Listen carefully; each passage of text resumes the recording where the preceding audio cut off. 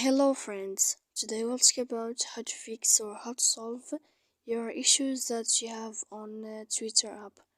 To know how to find out how to solve your solution of Twitter, you should just go to settings. After that, we click apps, default apps, app settings. Here in this page, we'll enter to Twitter. Then this page of app info, we click on first stop and we click OK. Then we'll enter to storage. Here we click clear cache. Don't click clear data because that can make errors on your app. And in the end of all the steps, then you can turn off your phone. So please don't forget to support us by like and subscribe. See you next time in another video. And thank you for your attention.